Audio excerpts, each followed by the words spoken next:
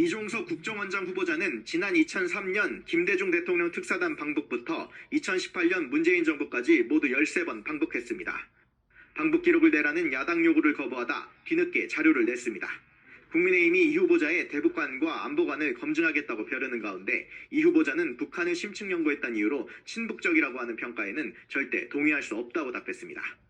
객관적 북한 인식에 대해서는 발표하고 안 할 것도 이제는 구분할 필요가 있다. 이 후보자는 지난 2006년 국가보안법은 개정 또는 폐지해야 한다고 밝혔는데 이번엔 국가보안법이 합헌이라는 사법부 판단을 존중한다며 폐지 주장을 한 적이 없다고 밝혔습니다. 간첩법은 개정해야 한다고 했는데 적국, 즉 북한 외에 외국을 위한 간첩 행위를 처벌할 근거가 없어 기밀 유출 등 안보 위의 행위를 적발하고도 솜방망이에 그치고 있다고 지적했습니다.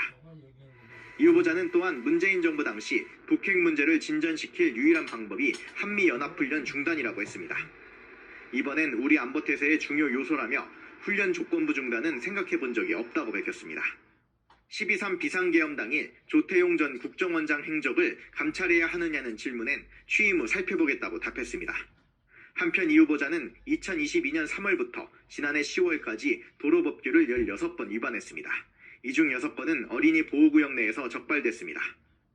내일 국회에서 열리는 이 후보자 인사청문회는 개인 신상과 도덕성 검증은 공개로, 대북과 정보 관련 부분은 비공개로 진행됩니다. 이종석 국가정보원장 후보자는 국회에 낸 인사청문 답변서에서 최근 5년간 16차례 과태료를 냈다고 밝혔습니다. 지난 2022년 3월부터 지난해 10월까지 2년 7개월 동안 속도 위반 등으로 총 73만 원을 납부했다는 겁니다. 16차례 가운데 5차례는 어린이 보호구역 내 속도 위반이었고 한 차례는 어린이 보호구역 내 신호 또는 지시 위반이었습니다.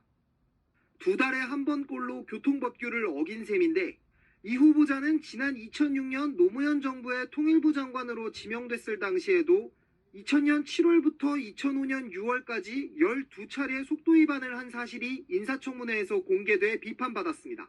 12번을 이렇게 배풀해가지고 일을 한다 그런 거는 이 준법 정신에 조금 문제가 있다고 생각 안 됩니까? 그 일요일마다 회의 참석하러 이제 제가 제 차 몰고 나오다가 일주일에 한 번씩 운전하다 보니까 감이 좀 떨어져서 2차례 인사청문회 과정에서 드러난 도로교통법 위반 건수만 28건.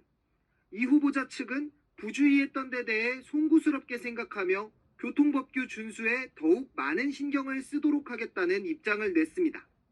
이 후보자에 대한 국회 인사청문회는 내일 열립니다.